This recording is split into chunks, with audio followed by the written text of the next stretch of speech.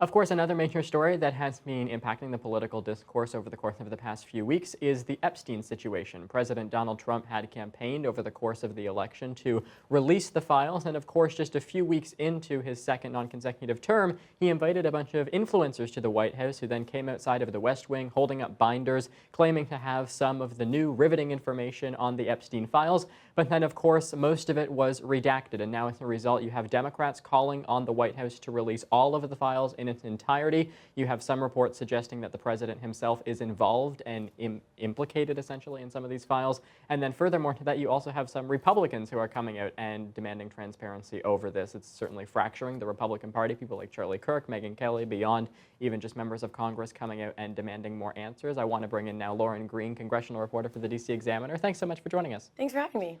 So maybe just break that down for us. Are we seeing a lot of pushback from Republican members of Congress? Obviously, a lot of Democrats are now calling for them to be released, but specifically from Republicans as to, again, calling on the president to release the files?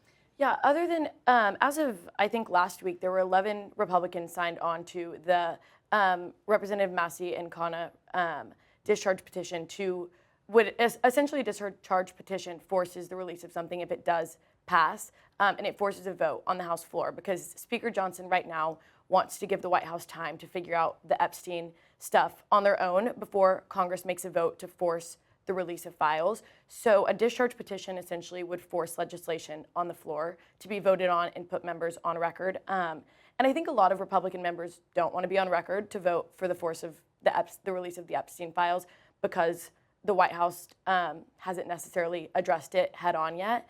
So other than those 11 members, there haven't really been a ton of pushback from Republicans. I think that they are frustrated that their constituents have pushed back. The 9 Republicans on rules did have to make votes against Democratic amendments on Epstein files, and I think that they got a lot of flack on it.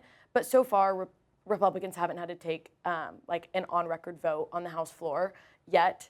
So that's been good for them. I think that we haven't seen too much pushback since August recess. We've seen some. I've asked some Republicans if they've gotten a lot of questions in town halls that they've done, and honestly, they haven't had a ton of questions, but those have been in more red seats. I'd be interested to see in more of a moderate seat. I'm going to Omaha next weekend to cover the rally that Maxwell Frost and Senator Warren is doing. So I'd be more interested to see, like, in districts like Don Bacon's and Omaha, if the constituents there are more concerned about Epstein than those in deep red seats. Right.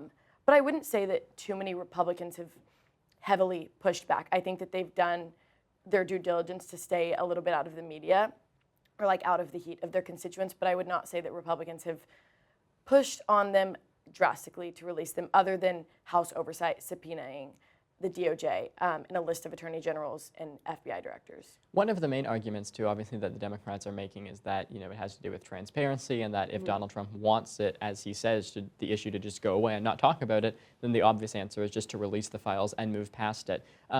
Are there any kind of sentiments right now within Congress? Again, obviously, we're in recess right now, so it's hard to kind of get a full picture. But is there any kind of sentiment as to, A, perhaps why, you know, the Republican members who aren't in favor of releasing them are, you know, advocating for essentially not releasing them, for keeping them private at this point?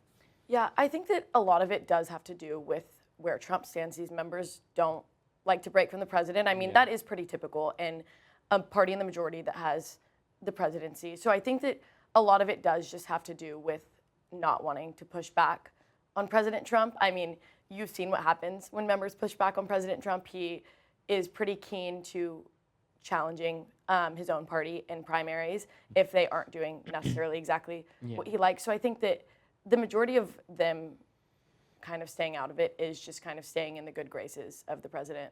It's interesting, too. I mean, you mentioned kind of the loyalty aspect of things. And I mean, whether it's the issue of Epstein, whether you look to like Israel and Iran, for example, as well. You mentioned Thomas Massey, who was a great supporter of Donald Trump and all of a sudden now seems to have shifted. Is that something like right now Republicans in the House, are they starting to maybe not fear getting primaried as much as they once were? Because again, like people talking about all of these different issues beyond Congress too, like people like Charlie Kirk, people like Megyn Kelly, who are now coming out and speaking out against Donald Trump's, you know, rhetoric and kind of decision making with respect to some of these issues. Is it just not as much of a fear anymore? I don't think I would go that far yet. I think that there have definitely been aspects where I start to question that. Like, will start to do a story and we'll ask around about it. Like you saw a little bit with the big beautiful bill.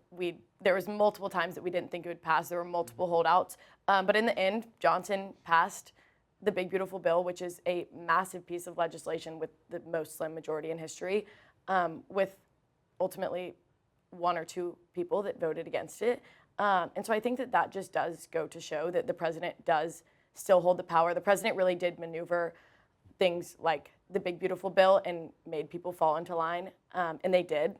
He helped Johnson, he helped Senate Majority Leader Thune, and so I do think that whereas there are people like Thomas Massie willing to step out of line, or like in the media Charlie Kirk, I do think that for a majority of congressional Republicans, they are, especially in the House, I would say in the House more, they're pretty keen to staying in line with President Trump. I thought that a little bit more fallout would happen after the Elon Musk Trump fallout. And I mean, even then, they still, like a lot of them, I think, are hoping that the two can still reconcile. I think that they still like Elon, but for the most part, they fell in line with the president after that, which was pretty big as well. Yeah, for sure. Okay, we'll leave it there. Lauren Green, thank you so much. Thanks for having me.